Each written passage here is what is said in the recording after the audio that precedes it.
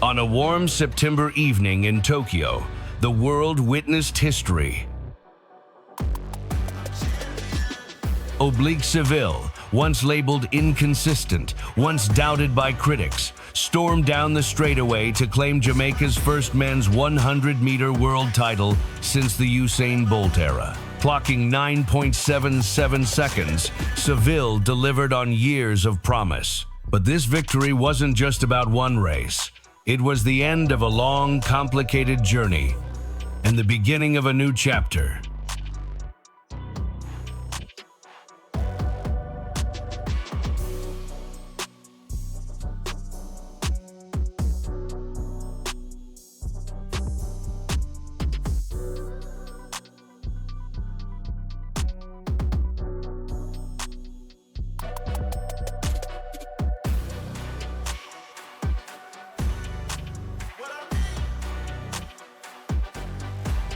For years, Seville carried the weight of expectations. He had the raw speed, the talent, but setbacks kept coming. Can Lyles come through? It's very, very tight. It's Noah Lyles. The champion roars once more, but he's not quite the man he used to be. Noah Lyles promised us gold. Injuries, inconsistent performances, whispers that something was wrong mentally. His coach, Dr. Glenn Mills, remembers those doubts vividly.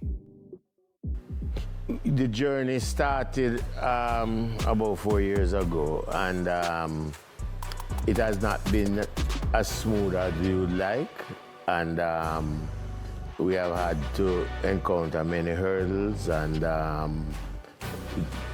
many disappointments along the way. And I was worried that this crescendo of something is wrong with his head and he's going to be 2.0 somebody. And so that was my greatest fear, that I had to keep him focused, that don't listen to it. We know what is going on. There's nothing wrong with your head. You don't have a head problem. Because if you hear it so often and you read it, you begin to doubt yourself. But he's a very fierce competitor. He's strong mentally, but he has had his problems, and which has led to disappointments. Yeah. And it is misinterpreted that because he didn't get a medal or win, it's something wrong with his head, but nothing's wrong with his head. After missing out on a medal at the 2023 World Championships, Seville bounced back in 2024 by handing Noah Lyles a surprising defeat at the Racers Grand Prix in Kingston on June 1st, just weeks before the Olympics. Set position. Lyles got a cracking start. Hughes, Seville and Omadiala trying to stay with them. Seville is running a stout race. Lyles coming back. Oblique Seville produces a stunning performance. Big performance on the big occasion. That was a stunning, scorching and superb sprinting by Oblique Seville, upstaging the world champion Noah Lyles.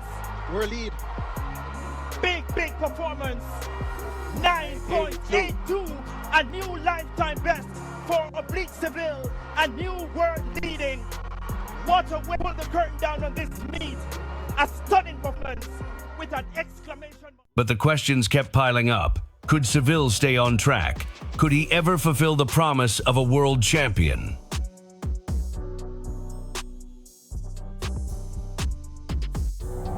But in Paris, another disappointing performance in the 100 meters final saw Seville once again fall short of a medal on the biggest stage.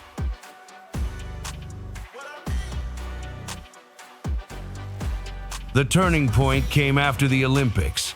Seville visited a lab in Florida where specialists ran extensive tests. The results revealed adjustments were needed.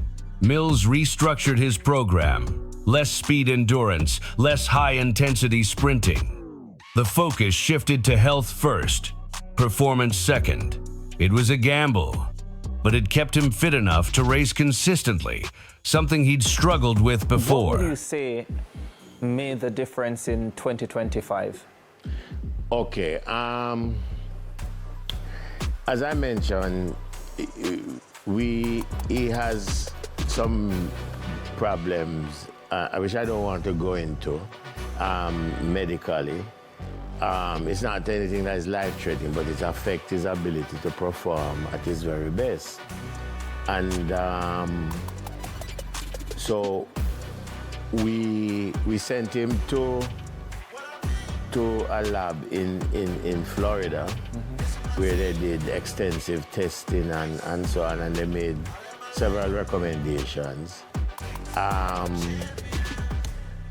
Out here, he's been going to Dr. Mansingh, been doing a lot of analysis and so on at the lab and things. And one of the recommendations he made was that I should look at doing a different program or adjusting the program to see if it will make a difference. And so I reduced his workload, reduced the amount of sprinting, speed work, and all different things. And he did the test again, and we saw a reduction in the numbers. And so I had to add a different approach to coaching him. So as he is now, he's under work, under coach, because one of my concerns was, did I go too far that he may not be able to repeat, especially that second day when it's an hour and a half, because one thing that we cut down significantly was his speed endurance work, etc. But we were able to keep him healthy enough so that he could compete more often. Yeah. And when when we ran the relay in London and the 100, it was an experiment to see what would happen between the time, and we were happy with the result. So the difference is that we're beginning to close in on the problem, and we're making progress. Before I came today, I got a text from a medical doctor who has a theory as to what the problem might be, and he wants to examine and to see if he's correct. And if I read it, and there's some validity, and if that works out, then I'll be able to train him back the way he needs to be trained. Yeah, quite interesting. When did he first visit that lab in Florida? It was last year after the Olympics. 2025 became a season of cautious steps. At the Racers Grand Prix, Seville was dealing with injury concerns, running under instructions not to push too hard. He takes command, goes away in great style. Usain Thompson, 988. sensational performance, 9.88. At the Jamaican trials, he deliberately held back, simply doing enough to qualify. Each performance wasn't about dominance. It was about survival. But slowly, confidence was building. By the time he lined up in Tokyo, he was ready for the gamble of his life. Athletes know what they're feeling. And he knows he's going to have to run fast. He knows he knows. This reminds me of a Boys Jump final 2 years ago when we saw Michael Stevens got third in the semifinals. No, he needs to stop. Stevens really sucked. And because of this weight, I would not be surprised if the time is not as quick as you would have hoped. Quite anticlimactic here, but sent to their blocks for the men's 100-meter final. The defending champion, Usain Thompson, there in lane 5. The Olympic silver medalist from Paris, 9.77 personal best to win last year. 9.80 world leading time.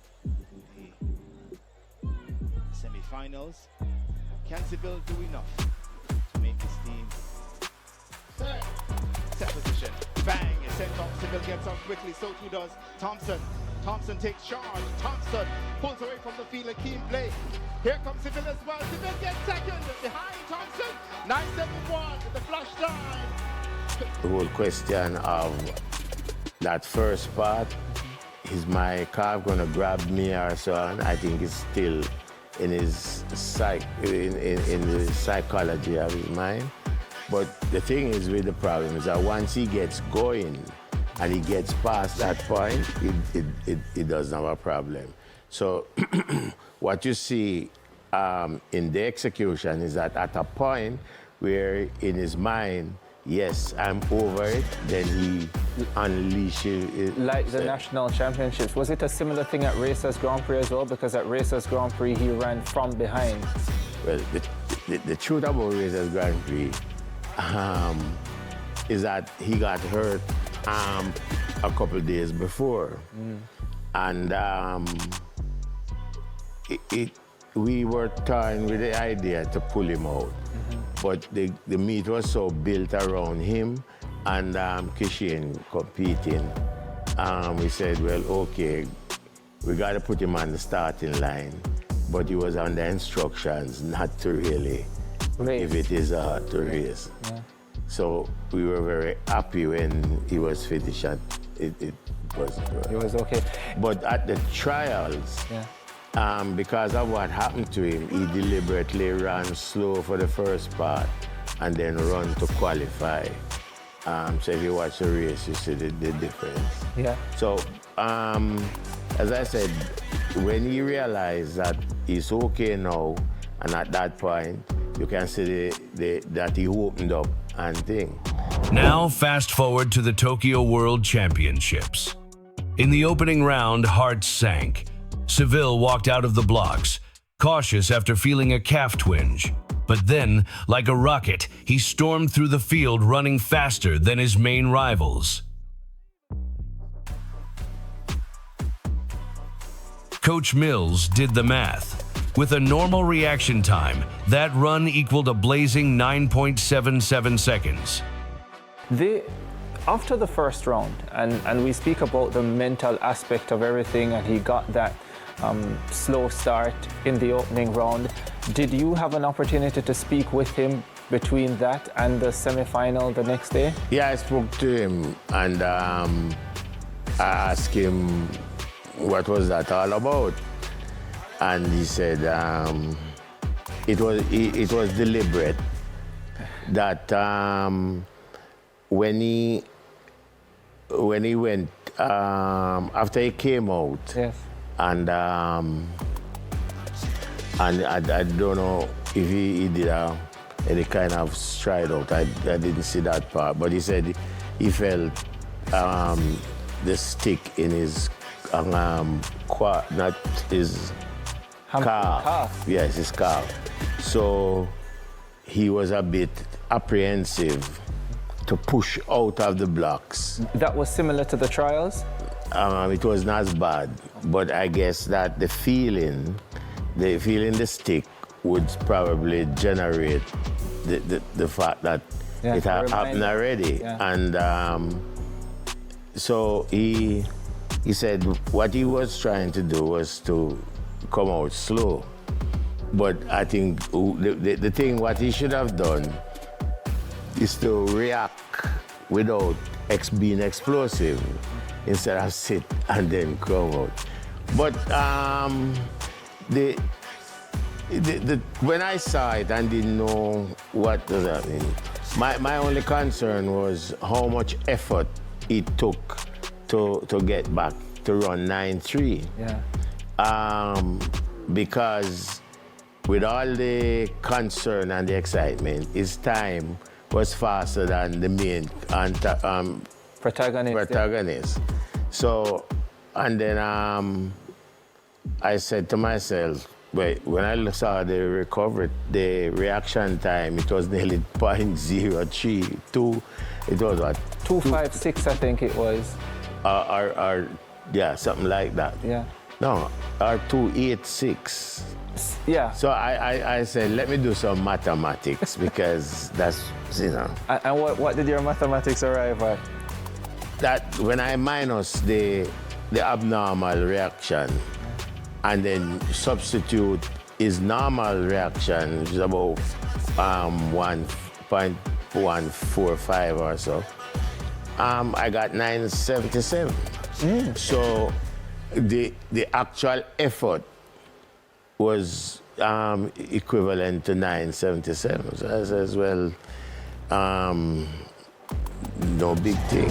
And by the semifinals, it was clear Seville was in championship shape, blazing a comfortable 9.86 seconds to secure his spot in the finals. September 14th, 2025, the World Championship final.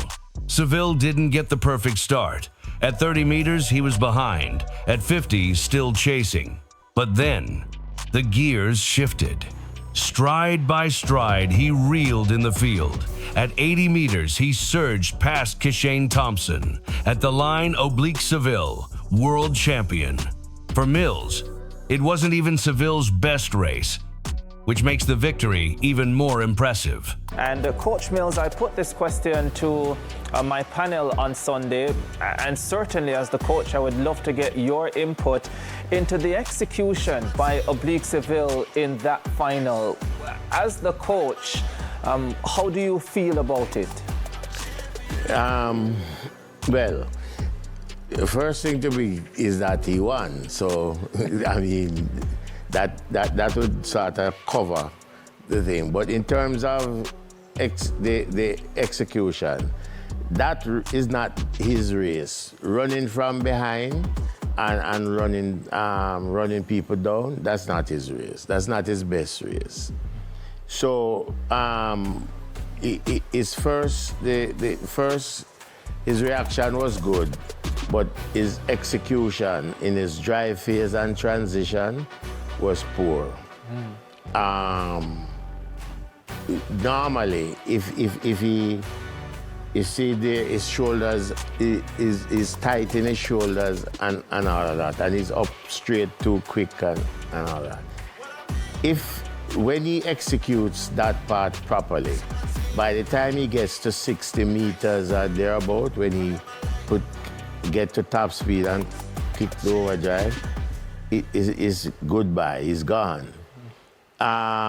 So the fact that he's coming from so far behind means that his execution in the first part he didn't benefit from the strong point of his race. So if you watch him in London, you watch him in Lausanne, that's the kind of race that he should be executing. He's a very good starter. He starts very well in practice, but I believe that the whole question of that first part, is my calf gonna grab me or so on, I think is still in his in the psychology of his mind. But the thing is with the problem is that once he gets going and he gets past that point, it doesn't have a problem. So what you see in the execution is that at a point where in his mind, yes, I'm over it, then he unleashes. With gold secured in the 100 meters, what is next for Seville? His lingering toe issue, soon to be corrected with surgery, has limited his curve running. But Mills believes that once it's fixed, Seville could be a powerhouse over 200 meters as well.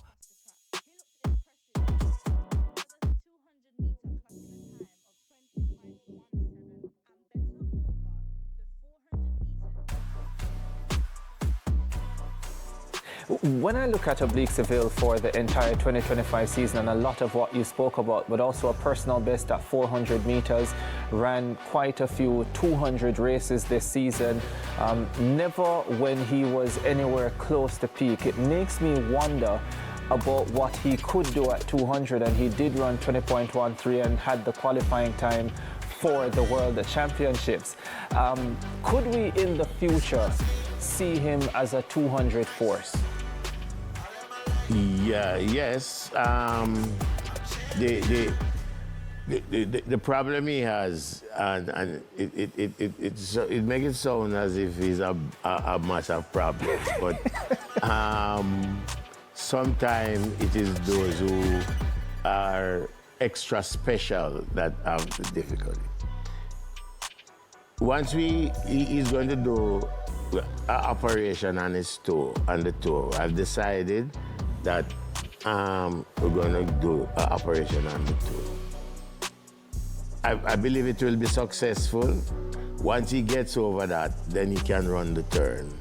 And once he can run the turn, he will be a very powerful force in the 200 because his 300 times indicate that he can run a good 90 low over the 200.